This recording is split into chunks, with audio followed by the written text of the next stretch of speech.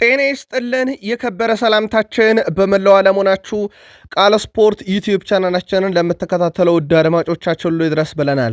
ከእናንተ ከሆነው ቃል ስፖርት ዩቲዩብ ቻናል ለዚህም ሰዓት መርጠን ያሰናዳላችሁን ስፖርታዊ ጥንቅሮች በቅደም ተከተል እንደ ሁልጊዜው እያጋራናችሁ ቆይታ የምናደርግ ይሆናል። እስከ ፕሮግራማችን ፍጻሜ ስትቆዩ ላይክ ካረጋችሁ ለኛ በብዙ ጠቃሚ ነው። ሀሳብ አስተያየታችሁን በዛሬ የብሔራዊ ቡድን ጨዋታችንም ቅድመ ግምታችሁን እንደ ሁልጊዜው እያካፈላችሁን ከቃል ስፖርት ዩቲዩብ ቻናላችን ጋር ቆዩ ብለናል።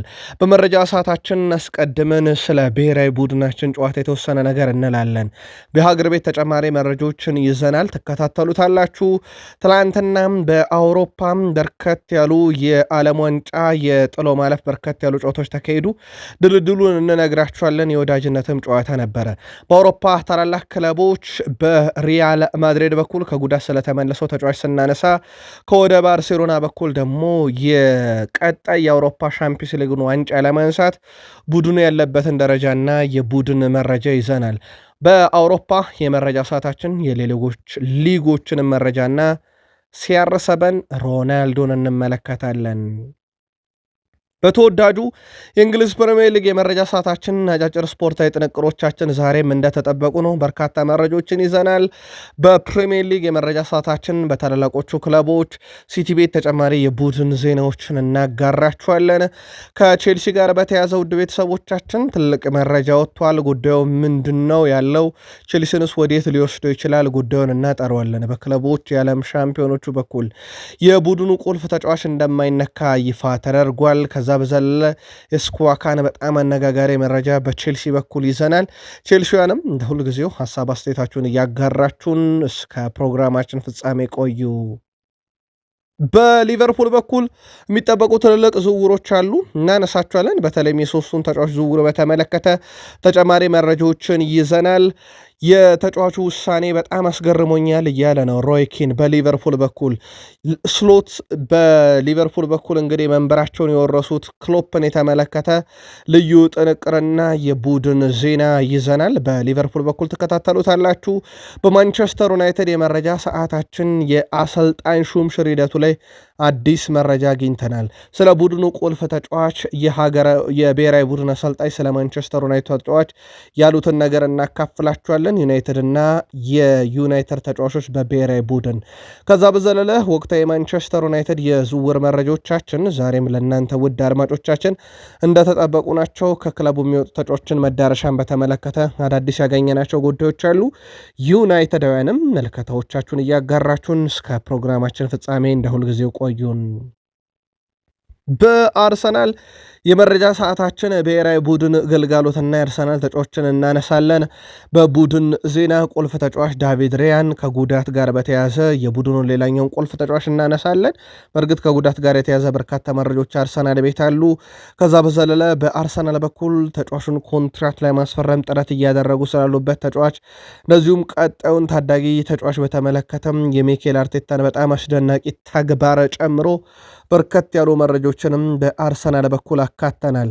እስከ ፕሮግራማችን ፍጻሜ ቆዩ። እነኝና ሌሎች ተጨማሪ ስፖርታዊ ጥንቅሮችን ትከታተላላችሁ። ላይክ ካረጋችሁን ለእኛ በብዙ ይጠቅመናል። በሀሳብ መስጫ ሳጥናችን ላይ ሀሳብ አስተያየታችሁን በፕሮግራማችን ይዘት በምደግፏቸው ክለቦች አሊያም ዛሬ በብሔራዊ ቡድናችን ጨዋታ ዙሪያ ቀድመ ግምታችሁ ልታጋሩን ትችላላችሁ። ምርጫችሁ ስላረጋችሁን አመስጋኞች ነን። ቃል ስፖርት ዩቲዩብ ቻናል ተጀመረ። መልካም ቆይታም። ዛሬ በአፍሪካም የአፍሪካ ዋንጫ ቅድመ ማጣሪያ ጨዋታዎች ይካሄዳሉ። በዚህ መሰረት ቻድ ከብሩንዲ፣ ሶማሊያ ከሞሪቴስ እንደዚሁም ሳውቶሜ ፕሪንሲፔ ከኢትዮጵያ ጨዋታቸውን የሚያደርጉ ይሆናል። ትኩረታችን ብሔራዊ ቡድናችን ላይ የሆኑ ቤተሰቦቻችን ዛሬ እንግዲህ ሁለቱ ክለቦች የሚያደርጉት ጨዋታ በሞሮኮ አምራባት ላይ የሚደረገ መርሃ ግብር ነው።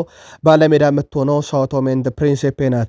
ጨዋታው ምሽት 1 ሰዓት ይካሄዳል በተያዘለት መርሃ ግብር። በርካቶች ግን 1 ሰዓት ወደ ኋላ ተሰቡ 12 ሰዓትም ላይ ነው የሚለው መረጃ በስፋት እያጋሩ ነው። ግን እጃችን ላይ ደረሰን 1 ሰዓት ምሽት የሚል ነው። ሰዓቱ ከተሳበ ወደ 12 ሰዓትም በቀጣይ መረጃ እናስተካክለዋለን። ዛሬ ምሽት 1 ሰዓት በሚለውን መረጃውን እንቀጥል። ሳኦ ቶሜ ፕሪንሲፔ ባለፉት 5 ጨዋታ 1 ድል ብቻ ነው ያላት። ውድ ቤተሰቦቻችን 4ቱን ተሸንፋለች። በአንጻርነት የኢትዮጵያ ብሔራዊ ቡድን 2 ድል አላት። ካለፉት 5 ጨዋታ በ3 ተሸንፈናል። ሁለቱ ብሔራዊ ቡድኖች ማለትም ሳኦ ቶሜ ፕሪንሲፔ እና ኢትዮጵያ 2 ጊዜ ተገናኝተዋል። 1 ጊዜ ሳኦ ቶሜ ፕሪንሲፔ 1-0፣ 1 ጊዜ ኢትዮጵያ ብሔራዊ ቡድን 3-0 ድል አድርገናል። በድምር ውጤት 3-1 አሸንፈን አልፈን ነበር። ከዛሬ 11 ዓመት በፊት የነበረ ድል ነው። ዛሬ ምሽት ብሔራዊ ቡድናችን እንዴት ያለ ውጤት ያስመዘግባል ሞሮኮ ላይ? ቅድመ ግምታችሁን አጋሩን። የሀገር ቤት መረጃን በዚሁ አያይዘን እንቀጥል። የቀድሞ የኢትዮጵያ ብሔራዊ ቡድን አሰልጣኝ ውበቱ አባተ በባህር ማዶ በመጫወት ላይ የሚገኙ ትውልደ ኢትዮጵያን ተጫዋቾችን በተመለከተ ሀሳባቸውን አጋርተዋል። እኛ ከዓለም የተለየን አይደለንም። በስፖርት ሚኒስቴር አማካኝነት የስፖርት ሕግ ለማውጣት ከባለድርሻ አካላት ጋር በተደረገ ውይይት በርካታ በጎ ነጥቦች ተነስተው የሀሳብ ልውጦች እንደተደረገም መመልከት ችያለው ይላሉ እሳቸው። በግሌ በአዋጁ ቢካተቱ ብዬ የማስባቸው በርካታ ሀሳቦች ቢኖርኝም ይህ አዋጅ ያላካተተው ነገር ግን በዋናነት ሊመለከተው የሚገባ ጉዳይ የትውልደ ኢትዮጵያን ሀገራቸውን በስፖርት ዘርፍ በዓለም አቀፍ መድረክ ተሳትፎ በማድረግ ትውልድ ሀገራቸውን ማገልገል የሚችሉበትን መንገድ ለማመቻቸት የሚያግዝ የህግ ማዕቀፍ የሚበጅለት መንገድ መፈለግ ቢቻል ሀገራችን እንደሌሎች ሀገራት በዘርፉ ተፎካካሪና ተወዳዳሪ ለማድረግ የሚያስችል በመሆኑ አዋጁ ለሀገራችን ኢትዮጵያ ውጤታማነት ትልቅ አስተዋጽኦ ማድረግ ይችላል ብዬ አምናለሁ ሲሉ ተደምጠዋል። ይህን ጉዳይ በተመለከተም በርካቶች የሚስማሙበትና እኛም ቢደረግ የምንለው ነው። ከሰሞኑ ኤርትራ ድል ስታደርግ በርከት ያሉ በውጭ የሚገኙ ዜጎቿን እንደተጠቀመች ይታወቃል። በብሔራዊ ቡድን ውስጥ ሌሎችም ሀገራት እንደዚህ ያደርጋሉ። ለአብነት ያክል በርከት ያሉ የአውሮፓ ሀገራት በአባት በእናት እንግዲህ በትውልድ ቦታ በሚል በርካታ ከዋክብቶችን አፍሪካውያንን ለሀገራቸው እንደሚጠቀሙ ይታወቃልና ኢትዮጵያም ይህንን በአዋጅ አስተካክላም በውጭ ሀገር ያሉ ትውልድ ኢትዮጵያውያንን በስፖርቱ ዓለም ብትጠቀም እንላለን። እኛ ግን የቀድሞ ኢትዮጵያ ብሔራዊ ቡድን አሰልጣኝ ውበቱ አባተ ያጋሩትን ሀሳብ አካፈልናችሁ። አብረን እንሩጥ ለሐዋሳ ከፍታ በሚል መሪ ቃል በሐዋሳ ከተማ የሚካሄድ የ5 ኪሎ ሜትር የጎዳና ሩጫ መዘጋጀቱ ይፋ ተደርጓል። ስፖርታዊ ኩነቱ ውድ ቤተሰቦቻችን በኖሚንስ ኃላፊነቱ የተወሰነ የግል ማህበርና በታዋቂው አትሌት ገዛኸኝ አበራ ትብብር እንደሚዘጋጅ ተረጋግጧል። ከ15,000 በላይ ተሳታፊዎች ይጠበቃሉ። ታዋቂ አትሌቶች፣ የመንግስት ሰራተኞች፣ ወጣቶች እንዲሁም የሐዋሳ ከተማና አካባቢው ነዋሪዎች በሩጫው ላይ ይሳተፋሉ ተብሎ ይጠበቃል። ውድድሩ አሸናፊነት ለሚያጠናቅቁ ሯጮችም ከፍተኛ የገንዘብና የሜዳሊያ ሽልማት እንደሚበረከት አዘጋጆቹ ይፋ አድርገዋል። ኖሚንስ በቀጣይም ከታዋቂው አትሌት ገዛኸኝ አበራ ጋር በመሆን የጎዳና ላይ ሩጫዎችን በተመረጡ የሀገሪቱ ከተሞችም ለማካሄድ እቅድ መያዙ ተገልጿል። ለአሁኑ ግን አብረን እንሩጥ ለሐዋሳ ከፍታ በሚል በሐዋሳ ከተማ ይካሄዳል። ውድድሩን የተመለከተ ተከታታይ መረጃም ለእናንተ ውድ አድማጮቻችን የምናካፍላችሁ ይሆናል። ወደ አውሮፓ መረጃችን ተሻገርን። ውድ ቤተሰቦቻችን ትላንትና በአውሮፓ ዙሪያ የዓለም ዋንጫ የማጣሪያ መርሃ ግብሮች በርከት ያሉ ጨዋታዎች ሲካሄዱ ነበረም።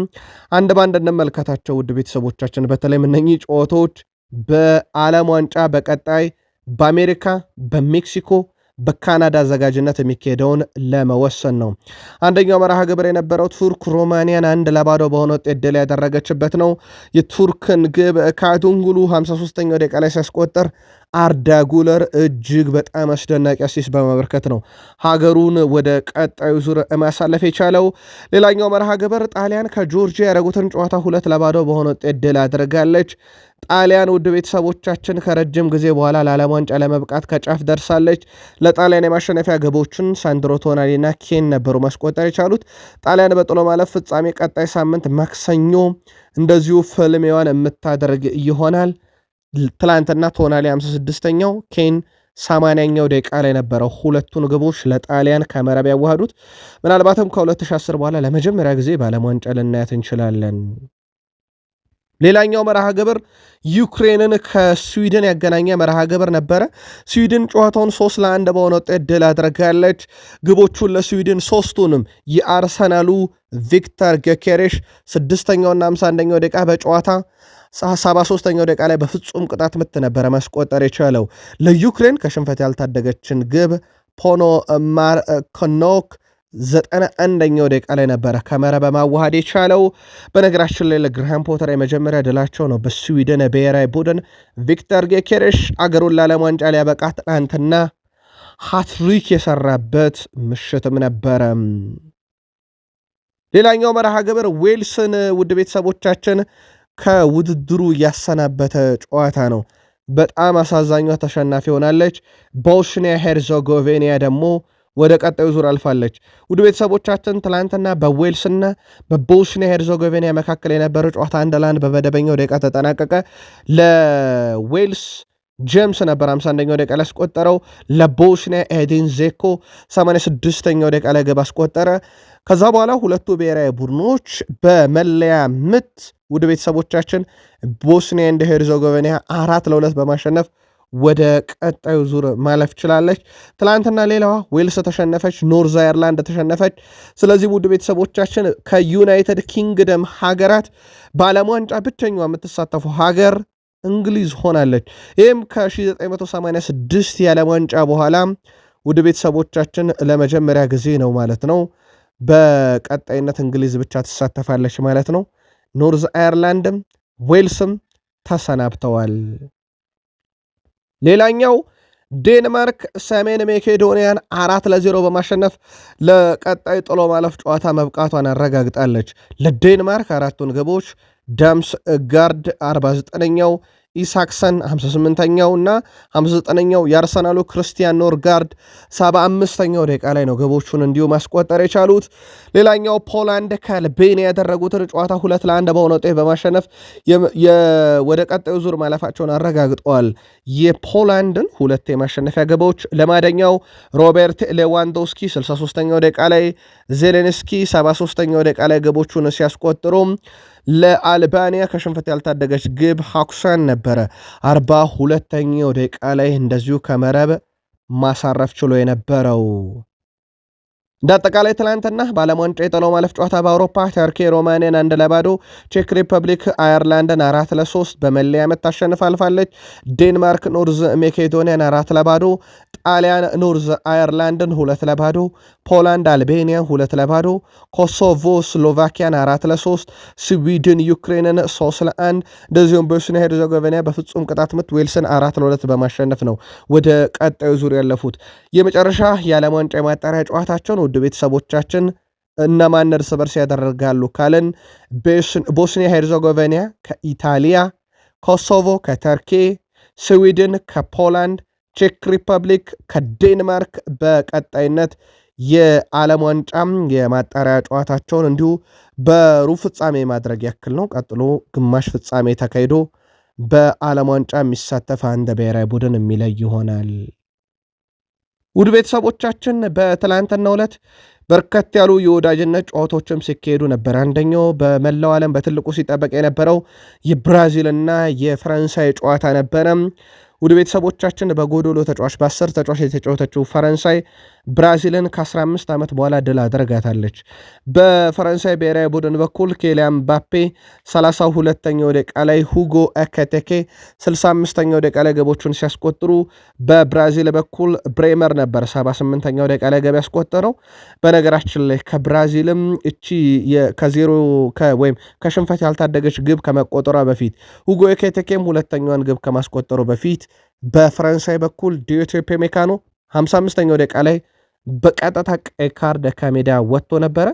እንዲህ በጎዶሎ ተጫዋች የተጫወተችው ፈረንሳይ ናት። እንግዲህ ከ15 ዓመት በኋላ ድል ስታደረግ ብራዚልን 65ኛው ደቂቃ ላይ ሁጎ ኤኪቲኬ ግብ አስቆጥሮም የነበረው በጎዶሎ የምትጫወተው ፈረንሳይ፣ እንደዚሁም ብሬመር ደግሞ ለብራዚል ግብ አስቆጥሯል 78ኛው ደቂቃ ላይ፣ ግን ሀገሩን ከሽንፈት አልታደጋትም። ኬሊያን ምባፔ 56ኛ ግቡ ላይ ደረሰው። ውድ ቤተሰቦቻችን ከምንጊዜም የፈረንሳይ ብሔራዊ ቡድን ከፍተኛ ግብ አስቆጣሪ ኦሊቬ ዥሩ በአንድ ብቻ ነው የሚያንሰው። ቀጣይ ጨዋታ ላይ ግብ የሚያስቆጠር ከሆነ ይህንን ሪከርድ ይስተካከለዋል። 2 ግብ ካስቆጠረ ከፍተኛ ግብ አስቆጣሪነቱን ይረከባል። በነገራችን ላይ ኬሊያን ምባፔ ውድ ቤተሰቦቻችን ባለፉት ባደረጋቸው 7 ጨዋታ ለፈረንሳይ ብሔራዊ ቡድን በ7ቱም ላይ ግብ አስቆጥሯል። ስፔን፣ ጀርመን፣ አይስላንድ፣ አዘርባይጃን ላይ 1 ግብና 1 አሲስት፣ ዩክሬን ላይ 2 ግብና 1 አሲስት፣ እንደዚሁም ብራዚል ላይ 1 ግብ አስቆጥሯል። ዩክሬን ላይ በነገራችን ላይ በደርሶ መልስ ስለሆነ ተጨማሪም ግብ አስቆጥሮ ነበረ። በጣም ድንቅ ጊዜን እያሳለፈ ነው። ኬሊያን ምባፔ በዚህ ውድድር ዓመት እንዳጠቃላይ 40 ጨዋታዎችን በብሔራዊ ቡድንም በክለብም አድርጓል። 44 ግብ፣ 8 አሲስት፣ 52 የግብ አስተዋጽኦ በ40 ጨዋታ በሁሉም መድረክ ኬሊያን ምባፔ ማበርከት የቻለበት ሲሆን ሁጎ ኤኬቴኬም ከጉዳት መልስ የሊቨርፑሉ ተጫዋች ትላንት ጨዋታ አድርጓል። ግብም አስቆጥሯል። በ2 ተከታታይ ጨዋታ ግብ እንዳስቆጠረ በ3 ተከታታይ ጨዋታ ሁለተኛ ግቡን ነው ማስቆጠር ትላንትናም የቻለው። ሌላኛው መርሃ ግብር በታንዛኒያ የተካሄደ መርሃ ግብር ነበረ። ሊችስታይን ከዓመታት በኋላ ድል ያደረገችበት ነው። ታንዛኒያ ከሊችስታይን ጋር የወዳጅነት ጨዋታ አድርጋ 1-0 በሆነ ውጤት ተሸንፋለች። ሊችስታይን ናት ድል ያደረገችው። በነገራችን ላይ አውሮፓዊቱ ሀገር ሊችስታይን ከ2 ዓመት በኋላ የመጀመሪያ ድሏን አስመዝግባለች።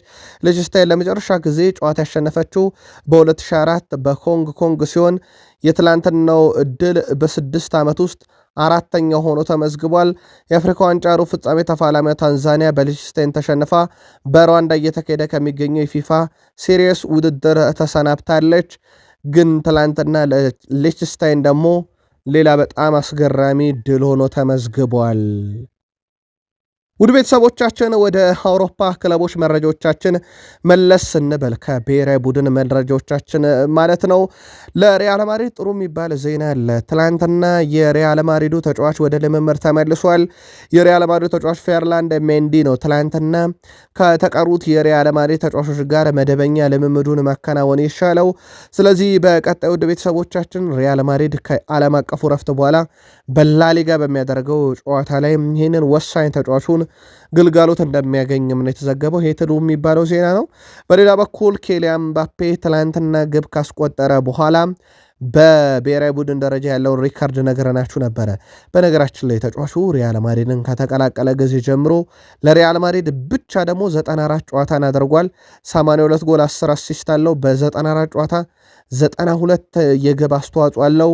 በቀጣይ የባሎንዶር እጩ ተጫዋች ኬሊያን ምባፔ ከጉዳት ሙሉ ለሙሉ ማገገሙን ተከትሎም ለክለቡ ሪያል ማድሪድ ሙሉ ግልጋሎት ይሰጣል ተብሎ ይጠበቃል። በብራዚልና በፈረንሳይ ጨዋታ ውድ ቤተሰቦቻችን ብራዚል ላይ ራፊኒያ ተጎድቷል። ይሄ ለባርሴሎና ጥሩ የሚባለው ዜና አይደለም። የባርሴሎና ኮከብ ትላንትና በጉዳት ምክንያት ከሜዳ ተቀይሮ ለመውጣት ተገዷል። ዛሬ ሕክምና ምርመራ እንደሚደረግለት ተረጋግጧል። በተጫዋቹ በኩል ምቾት እንዳልተሰማው ነው የተረጋገጠው። በተለይም በቀኝ እግሩ ጡንቻ አካባቢ ይህንን ምቾት እንዳልተሰማውና እዛ አካባቢ ላይ ጉዳት እንደደረሰበት ነው የባርሴሎና ቅርብ የዜና ምንጭ የሚባለው ሞንዶ ዲፖርቲቮ ያረጋገጠው። በዚህ ቅልጥ ባለ በዋንጫ ፉክክር ሰዓት ላይ ያውም በወዳጅነት ጨዋታ ይህንን ተጫዋች ለረጅም ጊዜ ባርሴሎና በጉዳት የሚያጣው ከሆነ ለባርሴሎና በእውነት በጣም አሳዛኝ የሚባለው ዜና ነው። ከዚህ ጋር በተያያዘ ፌርሚን ሎፔዝ ባርሴሎና ሻምፒዮንስ ሊግ ማሸነፍ በሚችልበት ጥራት ደረጃ ላይ ይገኛል።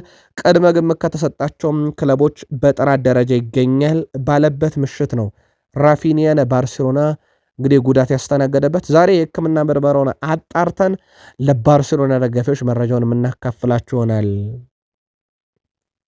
በስፔን ቆይታችን ማርኮስ ሎሬንቴ በአትሌቲኮ ማድሪድ ቤት ጫማ መስቀል እፈልጋለሁ ብሏል። በዚህ ክለቡ ስለ ረጅም ጊዜ መቆየት እፈልጋለሁ፣ በውሌ ዙሪያ በቅርብ ጊዜ ከስምምነት ደርሳለሁ ብዬ አስባለሁ ብሏል። ራሴን ከ35 ዓመቴ በኋላ ስጫወት አላየውም ሲል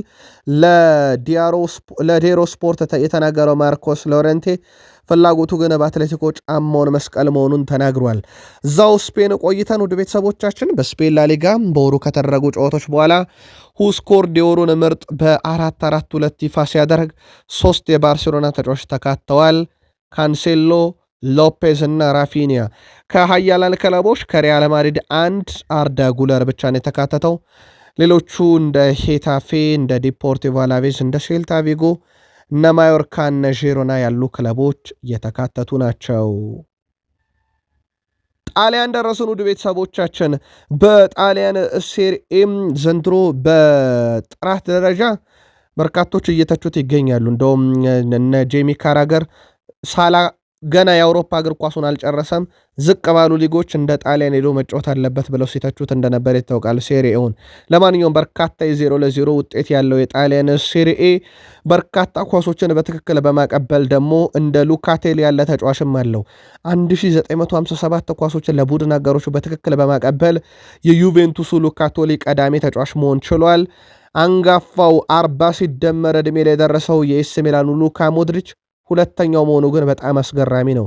በሲቲ ቤት ጊዜ አቶ በውሰት ለኢንተር የሚጫወተው አካንጂ ሶስተኛ፣ ካሉ ካይታንዋ የዩቬንቱስ ተጫዋች እንደዚሁም ሮማን ናቫሮስ የኮሞ ተጫዋች እስከ 5ኛ ደረጃ ያለውን ሲይዙ ሉካቴሊን ያክል ግን በጣሊያን ሴሬ በትክክል ኳስን ያቀበለ አንድም ተጫዋች የለም። ጀርመን ደረስን። ጀርመን ዘንድሮ በበርካታ ወጣት ተጫዋቾች የተሞላ ስብስብ አላት። በተለይም ፊት መስመሯ ላይ እንደ ዴኒ ዙንዳቭ ያለ ተጫዋች ደግሞ ፍጹም አስደናቂ ውድድር ዓመት እያሳለፈ ነው። ቀጣይ ክረምት ላይ ምንም ጥያቄ የለውም በአውሮፓ ትልቅ ክለቦች አይን ውስጥ መውደቁ አይቀርም። ዴኒ ዙንዳቭ ለስቱትጋርት በ37 ጨዋታ 36 ጎል አስተዋጽኦን ማድረግ ሲችል በውድድር ዓመቱ ጊዜን እያሳለፈ ነው። በ37 ጨዋታ 23 ጎል 13 አሲስት አለው በሁሉም መድረክ ላይ። በነገራችን ላይ በርካታ ገቦችን ለጀርመን ያስቆጠሩ ወጣት ተጫዋቾች ጀርመናዊም በመሆን ቀዳሚ ነው። 18 ደርሷል በዘንድሮ ውድድር ዓመት። አምና ጆናታን ቡርካት 18 አስቆጥሮ ነበር። 2023/24 ራሱ ዴኒ ዙንዳቭ 18 ነበረው። ይህንን ሪካርዱን ሊያሻሽል ይችላል ዘንድሮ አንድ ግብ የሚያስቆጥር ከሆነ። ከጀርመን አልወጣንም ወደ ቤተሰቦቻችን። ላይፕዚግ የአንድ ሜንድን በዚህ ውድድር ዓመት የመሸጥ ፍላጎት የለውም። ነገር ግን በርከት ያሉ ክለቦች በቀጣይ ክረምት ላይ ፍላጎት ካላቸውና ዝውውር መፈጸም ከፈለጉ 100 ሚሊዮን ዩሮ በላይ ይፈልጋሉ ተብሏል። በርከት ያሉ የፕሪሚየር ሊግ ክለቦች ፈላጊዎቹ ናቸው። ፈላጊዎቹ ምን ደረጃ ላይ ደርሰዋል፣ ከተጫዋቾች ጋር ምን ደረጃ ላይ ናቸው የሚለውን እንመለከተዋለን። በተለይም አብዛኞቹ የተወዳጁ የእንግሊዝ ፕሪሚየር ሊግ ክለቦች እንደሆኑ ይታወቃሉ። የዚህ ተጫዋች ፈላጊ ናቸውና እንመለከተዋለን። ምናልባት ከፕሪሚየር ሊግ መረጃችን በፊት አስቀድመን ልናነሳ የወደድነው ክርስቲያኖ ሮናልዶን ነው። ክርስቲያኖ ሮናልዶ በጦርነቱ ምክንያት ሳውዲን ለቆ ወጥቷል ተባለ። ሐሰት ነው አሉ አልናስሮች። ከዛ በኋላ ይልቁንስ ተጎድቶ ሳውዲ አረቢያ ለቆ ሄዷል አሉ። አሁን ላይ ታዲያ ክርስቲያኖ ሮናልዶ ወደ ልምምድ መመለሱ ተረጋግጧል። በሳውዲ አረቢያ ክርስቲያኖ ሮናልዶ ትላንትና ልምምድ ሰርቷል በአልናስር። የኢራን ድሮኖችና ሚሳይሎች የሚዘንቡበት ሳውዲ አረቢያ ትላንትና ደግሞ ተፈጥሯዊ ቅልጥ ያለ ዝናብ እየዘነበባት ሮናልዶ ደግሞ ትሬኒንግ ሲሰራባት ነበረ። ውድ የቃል ስፖርት ዩቲዩብ ቻናል ቤተሰቦቻችን ከእናንተ ከሆነ ቃል ስፖርት ዩቲዩብ ቻናል የሳቱን አጫጭር ስፖርታዊ ጥንቅር እያጋራናችሁ እንገኛለን። ከተወዳጁ የእንግሊዝ ፕሪሚየር ሊግ ብቻ ወዳገኘናቸው የዕለቱ ጥንቅሮቻችን እንሻገር። ቃል ስፖርት ላይ ናችሁ፣ ላይክ ካላረጋችሁ ላይክ ማድረግ እንዳይረሳ። በሀሳብ መስጫ ሳጥናችን ላይ ዛሬ ብሔራዊ ቡድናችን ጨዋታ እንዳለበት ይታወቃል ከሳኦ ቶሜ ፕሪንሲፔ ጋር። ቅድመ ግምታችሁን በቃል ስፖርት ዩቲዩብ ቻናል በሀሳብ መስጫ ሳጥናችን ላይ እያጋራችሁን ከፕሪሚየር ሊግ የመረጃ ሰዓታችን ጋር በድጋሜ መልካም ቆይታ ብለናል። በእንግሊዝ ፕሪሚየር ሊግ ትላንትና የማርች ወር ወይም የመጋቢት ወር የወሩ ምርጥ እጩ አሰልጣኝ፣ የወሩ ምርጥ እጩ ተጫዋች፣ የወሩ ምርጥ ግብ የማዳን እንቅስቃሴን እጮችን አድርሰናችሁ ነበር። ዛሬ ደግሞ የእንግሊዝ ፕሪሚየር ሊግ የወሩ ምርጥ ግብ እጮችን 8 ጎሎችን እናስመረጣችሁ። እናንተ በወር ውስጥ ያያችሁት ምርጡ ግብ ነበር? እጻፉልን ውድ ቤተሰቦቻችን። በዚህ መሰረት ሞርጋን ጊብስ ዋይት የኖቲንግሃም ፎረስት ተጫዋች ብራይተን ሊያስቆጠራት፣ አሌክስ ኢዮቢ ቶትናም ሊያስቆጠራት፣ ሞርጋን ጊብስ ዋይት መልሶ ሲቲ ሊያስቆጠራት በጣም የተለየች ናት። ምናልባትም እቺ ግብ በትልቁ እየተነሳች ትገኛለች። ሲቲ ሊያስቆጠራት፣ ኤሊዮት አንደርሰን ሲቲ ሊያስቆጠራት፣ ዊሊያም ኦስሏ ዩናይትድ ሊያስቆጠረው የኒካስሉ ተጫዋች፣ ቤርናንዶ ሲልቫ ዌስትሃም ሊያስቆጠራት፣ ኢልማን ንዲ ቼልሲ ሊያስቆጠራት፣ ጆን ማጊን ዌስትሃም ሊያስቆጠራት ግብ በእጩነት ቀርበዋል። እናንተ በወር ውስጥ ያያችሁት በጣም ምርጡ ግባችሁ የትኛው ነው? በርካቶች ሞርጋን ጊብስ ዋይት ሲቲ ሊያስቆጠራት የሚሉ ድምፆችን ተመልክቻለሁ። የእናንተን ግን በቃል ስፖርት ዩቲዩብ ቻናል በሀሳብ መስጫ ሳጥናችን ላይ ያስፍሩልን። በቀጣይ የክረምት የዝውውር መስኮት የውስጥ ዝውውሮች በስፋት ይጠበቃሉ። በተወዳጁ የእንግሊዝ ፕሪሚየር ሊግ ከሚጠበቁ ተጫዋቾች ውስጥ አንደኛው የክሪስታል ፓላሱ አዳም ዋርተን ነው። አዳም ዋርተን በክሪስታል ፓላስ ውሉን እንዲያራዝም የቀረበለትን ጥያቄ እስካሁን አለመቀበሉን ቤን ጃኮብስ አረጋግጧል። ይህም ተጫዋች በፕሪሚየር ሊግ በርከት ያሉ ክለቦች እንደሚፈለግ ይታወቃል። ሌላኛው በእንግሊዝ ፕሪሚየር ሊግ በርከት ያሉ ክለቦች የሚፈለገው እንግሊዝ ውስጥ የሚጫወተው ሳንድሮ ቶናሊ ነው። ይህም ተጫዋች በተለይም ክለቡ ኒካስል ዩናይትድ በቀጣይ ውድድር ዓመት የአውሮፓ ሻምፒዮንስ ሊግ ትኬትን የማይቆርጥ ከሆነ ክለቡን የመልቀቅ እድል አለውና በውስጥ ዝውውሮች አሊያም ደግሞ በጣሊያን ቀጣይ ሴሪ ልናየው የምንችል ተጫዋች ነው። አንደኛው ከሚጠበቁ ዝውውሮች ውስጥ የዚህ ተጫዋች እንደሆነ ይታወቃል። ሌላኛው በርከት ያሉ ክለቦች የሚፈልጉት የኤሊዮት አንደርሰንም ጉዳይ ይጠቀሳል። ይህ ተጫዋች ደግሞ በተለይም ክለቡ የሚወርድ ከሆነ በትልቁ ዝውውሩ ይፈጸማል ተብሎ ይጠበቃል። ሲቲ ደረስን። ውድ ቤተሰቦቻችን በሲቲ በኩል እንግዲህ በሰሞኑ መነጋገሪያ አጀንዳ የሆነው የሮድሪ ጉዳይ እንደሆነ ይታወቃል። ከዚህ ጋር በተያያዘ ውድ ቤተሰቦቻችን የሮድሪ ምላሽ ዳግም አግኝተነዋል።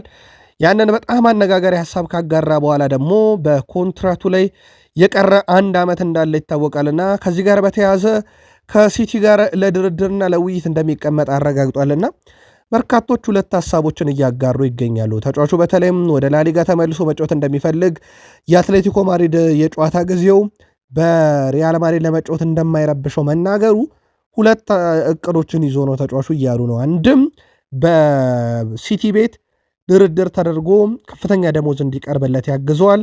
ሁለትም ከተሳካ ወደ ሪያል ማድሪድ አቅንቶ ጨዋታ እንዲያደርገ ይረዳዋልና በሁለቱ ምክንያት ነው የሚሉ መረጃዎችን እየወጡ ነው። ሲቲ ግን ቀጣይ የሚለቅ ከሆነ ተተኪ ማምጣት ግዴታ ይጠበቅበታል። ቼልሲ የገጠመው ነገር አለ። ውድ ቤተሰቦቻችን ቼልሲ ክስ በቼልሲ ምክንያት ፕሪሚየር ሊጉ ላይ ሊከፈት ነው ተብሏል። ፕሪሚየር ሊጉ ደግሞ ለዚህ ምን አይነት አጸፋዊ እርምጃ ይወስዳል የሚለው ይጠቀሳል። ከሳሾቹ እነ ኖቲንግሃም ፎረስት ናቸው። ኖቲንግሃም ፎረስቶች በፕሪሚየር ሊጉ ተገቢው አይነት ቅጣት ቼልሲ አልተቀጣም እያሉ ይገኛሉ። በተለይም ቼልሲ የ10.57 ሚሊዮን ፓውንድ ቅጣት እንጂ ሌሎች እግር ኳሳዊ ቅጣት አልደረሰበትም። በተለይም 47.5 ሚሊዮን ፓውንድ አካባቢ የወኪል የከፈላቸው ወይም ለኤጀንቶች የከፈለውን ገንዘብ በድብቅ ነው የከፈለው በሚል እንግዲህ በአብራሞቪች ዘመን ከሰሞኑ ቅጣት እንደተጣለበት ይታወሳል። የተጫዋች ዝውውር እገዳ ቅጣት የተጣለበት በሚቀጥሉት 2 ዓመታት ተመሳሳይነት ጥፋት ካጠፋ እንጂ አልተቀጣም። ይህን በተመለከተ ኖቲንግሃም ፎረስትና ኤቨርተን ለእኛ ሲሆን እኮ ነጥብም ተቀጥቷል፣ እንዴት ቼልሲ የነጥብ ቅጣት አይቀጣም? ወይም እግር ኳሳዊ ቅጣት አልተቀጣም፣ የተቀጣ የፋይናንስ ቅጣት ነው፣ ቅጣቱ ተገቢነት አይታይበትም በሚል እነ ኖቲንግሃም ፎረስት እነ ኤቨርተን እንዴት የነጥብ ቅጣት አልተቀነሰበትም በሚል ቅሬታ አቅርበዋል። ከዚህ በፊት እነ ኤቨርተን 8 ነጥብ ቅጣት እንደተቀነሰባቸው ይታወቃልና ክስ ያቀርባሉ ተብሏል። ቼልሲ ኮል ፓልመር አይነኬም አይተኬም ተጫዋቻቸው መሆኑን ይፋ አድርጓል። መረጃውን ቤን ጃኮብስም አጋርቶታል። በዚህ ክረምት እሱን ለማስፈረም የሚሞክር ማንኛውም ክለብ ጊዜውን ያባክናል ነው የሚለው የቤን ጃኮብስ ዘገባ። ከዚህ ጋር በተያያዘ ስሙ በስፋት ከማንቸስተር ዩናይትድ ጋር ሲያያዝ ነበረ። በርካታ የዩናይትድ ሌጀንዶች ግን ተጫዋቹ አሁን ባለው ብቃት ለዩናይትድ የመፍትሄ አካል አይሆንም በሚልም ሲያሰራጩ መረጃ እንደነበረ ይታወቃል። ቼልሲዎችም ተጫዋቹን በቀጣይ ክረምት ላይ መሸጥ ምንም አይነት ፍላጎት የላቸውም። የአዲሱ አሰልጣኝ ሊያም ሮዛኒየር ቡድናቸውን በተለይም በነኚህ ከዋክብት ዙሪያ ይገነባሉም ተብሎም ይጠበቃል። ሌላው ከቼልሲ ጋር የሚነሳው ሪስ ጄምስ ነው። ሪስ ጄምስ የተከላካይ ስፍራ ተጫዋች፣ አልፎ አልፎ ደግሞ በ6 ቁጥር ሚና እየተመለከት ነው ነበረ። በነገራችን ላይ ወደ ቤተሰቦቻችን ከመስመር ተከላካዮች አሁን 8 የግብ ዕድሎችን ፈጥሯል። ከዚህ የላቀ የለም የሚስተካከል እንጂ መረጃውን ስኩዋካ ነው ይዞት የወጣው። ሊቨርፑል በቀጣይነት በርከት ያሉ ዝውውሮችን የማድረግ ግዴታ ይጠበቅበታል። መቼስ ትላንት ምሽት ቃል ስፖርት ዩቲዩብ ቻናልን በርካታ ሊቨርፑልያን ተከታተላችሁታል ብለን እናስባለን። ሐሙስ ምሽት ማርች 26 የባየር ሙኒኩ ሰው ለሊቨርፑል አምና 500 ሚሊዮን ፓውንድ አውጥቶ ለከሰረ ቡድን ኦሊሴን ሸጠን ጥሩ አናደርገውም ማለታቸውን በሰበር ነግረናችሁ ነበረ። ነገር ግን ሊቨርፑል በርካታ ያሉ ዝውውሮችን ሲያደርግ ምርጫው ኦሊሴ ብቻ አይደለም። ላብነት ያክል ሊቨርፑል በጣም ድንቅ ጊዜን በአስቶን ቪላ ቤት እያሳለፈ የሚገኘውን ሞርጋን ሮጀርስንም የማስፈረም ፍላጎት አላቸው። ቤን ጃኮብስ ይዞት በወጣው መረጃ መሰረት በአስቶን ቪላ ኮንትራት ማራዘሚያ ቢፈርምም በዚህ ክረምት ግን ተጫዋቹ ክለቡ ይለቃል ተብሎ ይጠበቃል። አንደኛው ፈላጊው በርካታ ዝውውሮችን ቀጣይ ክረምት ይፈጽማል ተብሎ የሚጠበቀው ሊቨርፑል ነው። ሌላኛው ሊቨርፑል ኮንሴሳኦን በተመለከተም ፍላጎት እንዳለው መረጃዎች ሲወጡ ነበረ። በዩቬንቱስ ቤት ድንቅ ጊዜን እያሳለፈ የሚገኘው ኮንሴሳኦ ስለ ዝውውሩ ተጠይቆ ምላሽ ሰጥቷል። ስለ ትልቅ ክለብ በርካታ መረጃዎችን ሰምቻለሁ፣ ነገር ግን ቀድሞኑ በአንድ ትልቅ ክለብ ውስጥ ነኝ ብሏል በዩቬንቱስ። እናም ደስተኛ ነኝ፣ መስራቴን መቀጠልና ጎሎችን ማስቆጠር እፈልጋለሁኝ፣ ቀጣይ የሚሆነውን እናያለን ብሏል። ሊቨርፑል አንደኛው በዝርዝር ውስጥ ከያዘው ተጫዋች ኮንሴሳኦን ሆኗል። የዩቬንቱስን ተጫዋች በእርግጥ አስቀድሞ እንደ ያንዶ ሜንዲን ያለ ተጫዋች ሲከታተል እንደነበረ ይታወቃል። በተለይም የሳላ ስንብት በውስጥ ይፋ ከተደረገ በኋላ ለህዝቡ ይፋ ከመደረጉ በፊት ሊቨርፑል ተተኪ ላይም አጥብቆ ሲሰራ አንደኛው ተጫዋች ነበረ። መግቢያችን ላይ እንደነገርናችሁ በተለይም የቡንደስሊጋ መረጃን ስናቀርብ በአረቤ ላይፕዚግ በኩል ቀጣይ ክረምት ላይ ሽያጩ አስገዳጅ ከሆነ ከ100 ሚሊዮን ዩሮ በላይ ሊቨርፑል ማቅረብ ይጠበቅበታል። በሳላ ሊቨርፑልን መሰናበት ጀርባ ግን አንዳንድ ቅሬታዎች እየቀረቡ ነው። ለአብነት ያክል ይህን ቅሬታ ያቀረበው የቀድሞ የዩናይትድ ሌጀንድ ሮይ ኪን ነው። ሳላ ከክለቡ ጋር ለመለየት ያሳወቀበት መንገድ እንግዳን የሆነብኝ ብለዋል። በተለይም ሊቨርፑል በቶፕ ፎር ውስጥ ለማጠናቀቅ እየታገለ ባለበት ሰዓት ላይ የእሱ ደረጃ ዝቅ ቢልና ሊቨርፑል ብቁ መሆን ካልቻለ በሱ ላይ ተቃውሞ ይሰነዘራል። ባለፈው ዓመት አርኖልድ ምን እንደደረሰበት አትርሱ። የሊቨርፑል ደጋፊዎች አርኖልድን በስተመጨረሻም ምን እንዳደረጉት ይታወቃልና በዚህ ሰዓት ላይ ሊቨርፑል በፉክክር ባለበት ሰዓት ላይ ሳላ ስንብቱን ክለቡ ካሳወቀ በቂ ነበረም። ለሚዲያ ግን ለማቅረብ በጣም ቸኩሏል። ምናልባትም እሱም ላይ ጫና ሊያሳድር እንደ ቡድን ደግሞ የአውሮፓ መድረክ ትኬትን ለመቁረጥ የሚፈለመው ሊቨርፑል ላይ አሉታዊ ጎን ሊያመጣ ይችላል እያለ ነው የቀድሞ ዩናይትድ ሌጀንድ ሮይ ኪን። የቀድሞ የሊቨርፑል ታላቁ አሰልጣኝ የርገን ክሎፕም ስለ ሳላ ሐሳቡን አጋርቷል። የቀድሞ የሊቨርፑል አሰልጣኝ የርገን ክሎፕ ስለ ቀድሞ ተጫዋቹ ሳላ ሐሳቡን ሲያጋራም ሳላ መልእክት ልኬ ለቀሪ የውድድር ዓመት መልካም ነገር ተመኝቻለሁ ያሉት ክሎፕ ደጋፊዎች በፈገግታ ነው መሸኘት ያለባቸው ብለዋል። ሳላ ከሶስቱ የሊቨርፑል ምርጥ አጥቂዎች ጥምረት አንዱ ነበር።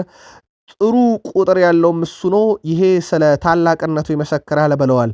ስለ ሳዲዮ ማኔ፣ ስለ ሮቤርቶ ፌርሚኒዮ እና ስለ ሳላ ጥምረት ሲናገሩ ማለት ነው። አንዳንድ የሳላ ክብረ ወሰኖች በጭራሽ እንደማይሰበሩም እርግጠኛ ነኝ ብለዋል የቀድሞ አለቃው ክሎፕ። ስለ ሳላ ባህሪያት ያነሱት ክሎፕ ለምን 87ኛው ደቂቃ ላይ አትቀይሮም? ይበሳጭብሃል፣ ይናደድብሃል፣ ይቆጣል። ምክንያቱም በተቀሩት ደቂቃዎች ላይ ሃትሪክ የሚሰራ ስለሚመስለው ወይም ሃትሪክ መስራት እንደሚችል ስለሚያምን ነው። ሳላ ተቀይሮ መውጣትን አጥብቆ ይጠየፋል። ለዛም ከአሰልጣኝ ጋር ይጋጫል። ከኔም ጋር የሆነው ያ ነው ብለዋል። ትላንትና በቃል ስፖርት ዩቲዩብ ቻናል በሀሳብ መስጫ ሳጥናችን ላይ ሳላ የጠፋው ከክሎፕ ከተጣላ በኋላ ነው የሚልም ሀሳብ ደርሶን ነበረም።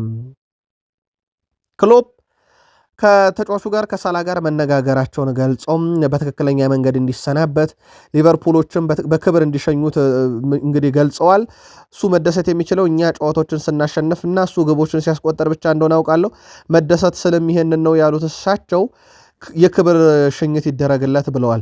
በጄሚ ካራገር በኩል በነገራችን ላይ የሊቨርፑል የምንጊዜ ምርጥ 10 ውስጥ 6ኛ ደረጃ ላይ ትላንት መቀመጡን ነግሬያችሁ ነበር። ለመሆኑ የእሱ 5ቱ ምርጦች ማናቸው የሚለውን ተመልክቻለሁኝ።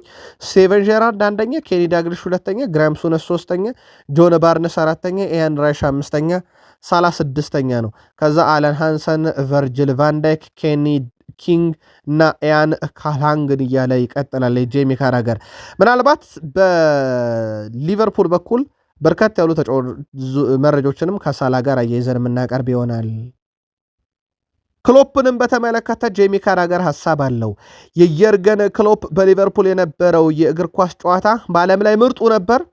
ምናልባት ትልቁ ችግሩ እንደ ፔፕ ጋርዲዮላ በዋንጫ የታጀበ አለመሆኑ ነው። በብዛት በእርግጥ ያመጣቸው ዋንጫዎች አሉ። ሊቨርፑል ከረጅም ጊዜ በኋላ ፕሪሚየር ሊግ፣ ሊቨርፑል ከረጅም ጊዜ በኋላ ወደ ሻምፒዮንስ ሊግ መድረክ የመለሱት ክሎፕ ነበሩ። ጄሚ ካራገር እንደ ፔፕ በዋንጫ ብዛት የታጀበ ባይሆንም የዓለማችን ምርጡን እግር ኳስ ግን በሊቨርፑል አሳይተውን ነበር ብለዋል። በሊቨርፑል ልናነሳ የወደድነው ሌላኛው ጉዳይ የሌንስና የፓሪሰን ጀርሜን ጨዋታን መራዘን በተመለከተ ነው። በርካታ ሊቨርፑላውያን ያው ከውሳኔው በኋላ ቅር መሰኘታቸውን ገልጸዋል። በእርግጥ ሊቨርፑል ብቻ አይደለም ሌንስም ቅር ተሰኝቷል። ጨዋታው በይፋ ተራዝሟል። አዲስ ነገር ካለ እየተከታተልን ነው። በነገራችን ላይ በፍራንስ ሊጋ ማርሴ ብቸኛው ክለብ ነበር የአውሮፓ ሻምፒዮንስ ሊግን ዋንጫ ያነሳ ባለፈው ዓመት ፓሪሰን ጀርሜን እስኪያነሳ። ፍራንስ ሊጋ እንዳጠቃላይ 2 ዋንጫ ነው ያለው። ፋርመር ሊግ እየተባለ ይተቻል። ሊቨርፑሎች እረፍት የሚያደርገውን ፓሪስ ሰን ዠርሜንን ለማሸነፍ ምን ያህል ርቀት ይሄዳሉ የሚለው ቀጣይ ይጠበቃል። ማይሰር ደረስን። ሉዊስ ኤንሪኬ ፒኤስጂ ቤት ያላቸው ቆይታ በጣም ደስተኛ ናቸው። ፒኤስጂም ከሰሞኑ መግለጫ አውጥቶ ነበረ እንደማይለቃቸው እሳቸውም እኔ አሁን የፓሪስ ሰን ዠርሜን አሰልጣኝ ነኝ ማለታቸው ይታወቃል። በእርግጥ እንዲህ አይነት ሀሳቦችን ያጋራሉ ተብሎ ይጠበቃል። አሁን ላይ ግን ከወደ ፈረንሳይ እየወጡ ባሉ መረጃዎች ባለፉት ቀናት ድርድሮች እየተካሄዱ መሆኑ ተረጋግጧል። እናም ኤንሪኬ በዩናይትድ ቤት ትልቅ ግምት ተሰጥቷቸው የነበሩ ቢሆንም አሁን ላይ ግን ከዋና እጩ ዝርዝር ውስጥ ስማቸው ሊወጣ ግድ ይላል የሚል መረጃ ነው እየወጣ የሚገኘው። በአሁኑ ሰዓትም የማይከል ካሪክ እጩነት በትልቁ እንዲታሰብ ያደረገ ነውም እየተባለ ነው። የእሳቸው በፓሪስ ሰን ዠርሜን ኮንትራት ሊያድሱ ይችላሉ፣ ድርድሩ እየተካሄደ ነው በሚል ካሪክ በዩናይትድ ያልቀየረው ታሪክ የለም በዚህ ዓመት። ምናልባትም ከተቀሩት ሌሎች እጮች አንጻር ዩናይትድ ቤት በአስገዳጅም ሁኔታ ቢሆን ካሪክ ወደ ቋሚነት ሊመጣ የሚችልበትም እድል አለ። ትላንት የፈረንሳይ መገናኛ ብዙሃን የሉዊስ ኤንሪኬ ነገር ወደ ዩናይትድ እያከተመ ነው የሚል መረጃን ካወጡም በኋላ በማንቸስተር ዩናይትድ በኩል ሀገራቸውን ከወከሉት ውስጥ ማቲያስ ኩኛ ትላንትና ጨዋታ ማድረግ ችሏል። 71 ደቂቃ ተጫውቷል። በእርግጥ ካዜሚሮም ሌላኛው ዩናይትድ ተጫዋች ወደ 84 ደቂቃዎች አካባቢ ተጫውቷል።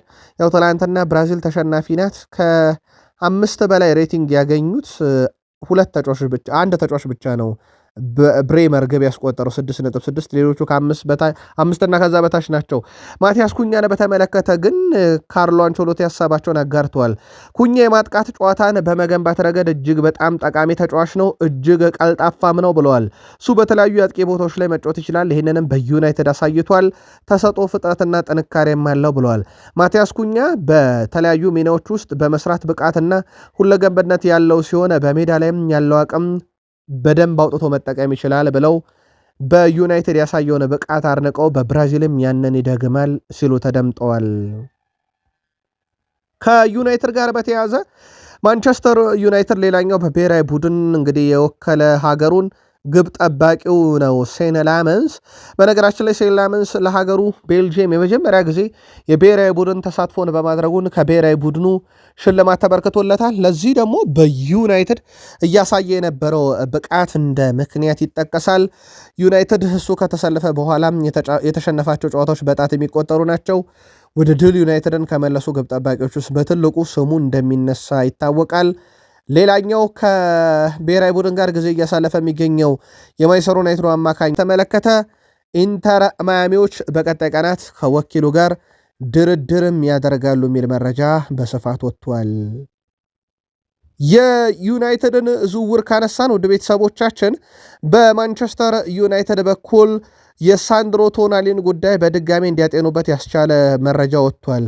በተለይ ማንቸስተር ዩናይትድ በዚህ ክረምት ሳንድሮ ቶናሊን ለማስፈረም ለኒውካስል ይፋዊ ጥያቄ ለማቅረብ ተዘጋጅቷል የተባለው ተጫዋቹን ሽያጭ በተመለከተ ማለት ነው። ቶናሊ ከኤሊዮት አንደርሰን እና አዳም ዋርተን ይልቅ የማንቸስተር ዩናይትድ የመሃል ሜዳም ኢላማ ሆኖ ከቅርብ ጊዜ ወዲህ ስሙን እየሰማ እንገኛለን።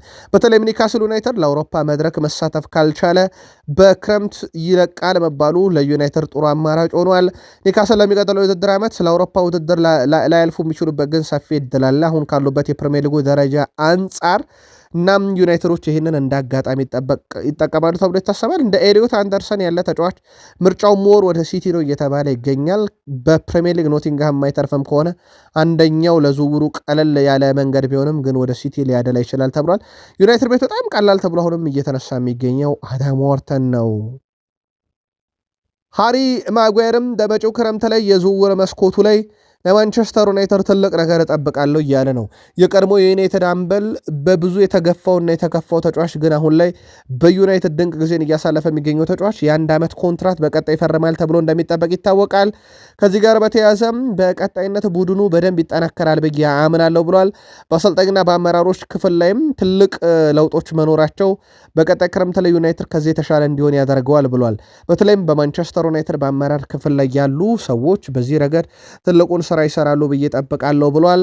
በቀጣይ ክረምት ላይ ማንቸስተር ዩናይትድም የሚለቃቸውም እነ ካዜሜሮ፣ እነ ማኑኤል ኡጋርቴ፣ እነ ታይለር ማላሻነ ጨምሮ ከአጥቂ ላይ እነ ዜርኪዝ ይጠቀሳሉና ዝውውር ማድረጉ አይቀርም። ሃሪ ማጓየርም በብዙ መጠናከር አለብን ብሏል። የእሱም ኮንትራት የኮቤ ማይኖም ጎን ለጎን ይጠበቃል። ቤን ጃኮብስ ከዩናይትድ ወቅታዊ ዝውውር መረጃ ጋር በተያያዘ ማንቸስተር ዩናይትድ ማይል ሉዊስ ስኬሊን በተመለከተ በርካታ ውይይቶችን ላለፉት ጥቂት ወራት ሲያደርግ ነበር ብሏል። ይህ ዝውውር ከዩናይትድ በበለጠ በተጫዋቹ በኩል በጣም እየተፈለገ ነው ተብሏል። በተለይም በአርሰናል ቤት ተጫዋቹ በቂ መጫወቻ ደቂቃውን እያገኘ ባለመሆኑ ምክንያት ዝውውሩን ሊቀበል ይችላል የሚል መረጃ አሁን በእንግሊዝ ሚዲያዎችን በስፋት እየተሰራጨ ነው። ተጫዋቹ ካሉት ችሎቶች በተጨማሪ እንደ አንድ ቁልፍ የመሃል ሜዳ ተጫዋች ሆኖ መጫወቱ ሁለገብ መሆኑ ደግሞ በዩናይትድ ዝርዝር ውስጥ እንዲካተት አድርጎታል እየተባለ ነው። መደበኛ ውይይቶች ገና አልተጀመሩም። ግን ማንቸስተር ዩናይትድ ሉዊስ ስኬሊን በተመለከተ ከቅርብ ሰዎቹ ጋር ነው መረጃዎችን በማሰባሰብ ሂደት ላይ የሰሩት። በተጫዋቹ በኩል በአርሰናል ከተጠባባቂ ወንበር ላይ ከተቀመጠ ሰንበት ብሏልና በማንቸስተር ዩናይትድ እና በአርሰናል መካከል በቅርብ ዓመታት ከተፈጸሙ ትልቅ ዝውውር ምናልባትም ከሩቨን ቫን ፐርሲ ከነ ሜኬታሪያን እና ከነ አሌክሲስ ሳንቼዝ በመቀጠል ይሄኛው ሊሆን ይችላል ተብሎ ይጠበቃል። የአርሰናልም ተጫዋቾች በብሔራዊ ቡድን ግዳጅ ላይ ነበሩ። ውድ ቤተሰቦቻችን አንደኛው ማርቲኔሊ ነው። ትላንትና በወዳጅነት ጨዋታ ሀገሩ ብራዚል ብትሸነፍም ተጫዋቹ ለአርሰናል መልካም የሚባለው ዜና 62ኛው ደቂቃ ላይ ተቀይሮ እስኪወጣ ድረስ ምንም አይነት ጉዳት አለማስተናገዱ ነው። ውድ ቤተሰቦቻችን ትላንትና በብራዚል ብሔራዊ ቡድን በኩል ጨዋታን ሲያደርግ ታዲያ ወደ 5.4 አካባቢ ሬቲንግ ተሰጥቶታል። ከረፍት በኋላ ጥቂት ደቂቆችን ከተጫወተ በኋላ ኦልሞስት ወደ 62ኛው ደቂቃ አካባቢ ነው ተቀይሮ የወጣው። ብሔራዊ ቡድን በመወከል ደረጃ ግን ትላንትና የአርሰናሉ ኖርጋርድ ግብ አስቆጠረ። ቪክተር ጌኬሬሽ አይግረማችሁ ነው ያለው። ሃትሪክ ነው የሰራው። ያ በአርሰናል ቤት እንደ ስፖርቲንግ ሊዝበን ግብ አያስቆጥርም የተባለ ተጫዋች፣ እኛ ደግሞ በቁጥራዊ ማስረጃዎች ግብ ዕድልም ብዙ እየተፈጠረለት አይደለም ብለናችሁ ነበረ። ትላንትና 2 በጨዋታ 1 በፍጹም ቅጣት ምት ግብ አስቆጥሮ ሀገሩን ወደ ቀጣይ ምዕራፍ ማሸጋገሩ ይታወቃል። ዳቪድ ራያ በፕሪሚየር ሊጉ ለአርሰናል በዘንድሮ ውድድር ዓመት በጣም ድንቅ ጊዜን እያሳለፈ ይገኛል። ዳቪድ ራያ በፕሪሚየር ሊጉ በነገራችን ላይ ውድ ቤተሰቦቻችን 9 ኢላማውን የጠበቀ ሙከራ ተደርጎበት 9ኙንም አድኗል። በማርች ወር ላይ ይሄ የእጩ ሆኖ እንደቀረበ ይታወቃል። የፕሪሚየር ሊጉ ምርጡ ተጫዋች 2 ክሊንሺት 1 ጎል ብቻ ነው የተቆጠረበት።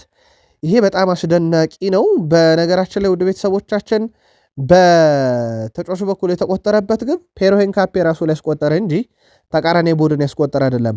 በእንግሊዝ ፕሪሚየር ሊግ በማርች ወር ምርጥ ተብሎ የተመረጠው እጩ ሆኖ የተመረጠው ዳቪድ ራያ ከ9 ሙከራ በወሩ 9ኙንም አድኗል። ራሱ ላይ የተቆጠረ ግብ ብቻ ነው የተቆጠረበት። ምናልባት በርካቶች ሌላ እጩ ከሆኑት ውስጥ ሊያሸንፍ ይችላል ብለው ቅድመ ግምት የሰጡት ነው። ከቢግ ሲክስ እሱና ብሩኖ ብቻ እንደተካተቱ ይታወቃል። በኑኖ ማዱኬ በኩል በእግራ እግሩ አካባቢ ላይም ከሰሞኑ ጥሩ ስሜት እየተሰማው አይደለም ተብሎ ነበረ። ኑኖ ማዱኬ በጣም ደህና ነኝ፣ ቀለል ያለ ጉዳት ነበረ ወይም ምቾት አለመሰማት ነበረ፣ ከባድ ነገር የለም፣ በጨዋታ ላይ በቀጣይ ጨዋታዎች ላይ መገኘት እችላለሁ ብሏል። በተለይም በዚህ ሰዓት ላይ ሳካ ብቃት ጥሩ አይደለም በሚባል ሰዓት ላይ ኑኖ ማዱኬ በርካቶች ቀዳሚ ሆኖ እንዲጫወት ድምፅ ሲሰጡለት እንደነበረ ይታወቃልና በጣም በመልካም ጤንነት ላይ ይገኛል ብሏል። ሌላኛው የቡድኑ ተጫዋች ቲምበርን በተመለከተ አርሰናል ከሳውዝሃምፕተን ጋር ለሚያደርገው የኤፍ ኤ ካፕ ሩብ ፍጻሜ ጨዋታ ዝግጁ እንደሚሆን ይጠበቃል። በቅርቡም ተመልሶ ይጫወታል ተብሏል። ያው ከኔዘርላንድ ብሔራዊ ቡድን እንደተቀነሰ ይታወቃል በጉዳቱ ምክንያት። ለዚህ ጨዋታ ሌላ ይደርሳል የተባለው የአርሰናሉ አምበል ማርቲን ኦዴጋርድ እንደሆነ ይታወቃልና ዓለም አቀፉ ረፍት ለአርሰናል ጠቃሚ ነው ማለት ይቻላል። በሌላኛው አንጻር ምክንያቱም በርከት ያሉ ተጫዋቾቹ በተጎዱበት ሰዓት የመጣና እንደዚሁም በካራባኦ ካፕ ሽንፈት በገጠመው ሰዓት መርሻ የሚሆን ጊዜ የመጣበት ሰዓት እንደሆነ ይታወቃል። ማርሊ ሳለሞን 16 ዓመት ተጫዋች የአርሰናል ከማንቸስተር ሲቲም ጨዋታ በነገራችን ላይ በቡድን ውስጥ ነበረ። ከዛ ውጪ በኤፍ ኤ ካፕ በካራባኦ ካፕ እድል እየሰጡት ነው። በሻምፒዮንስ ሊግም እድል እንደሰጡት ይታወቃል።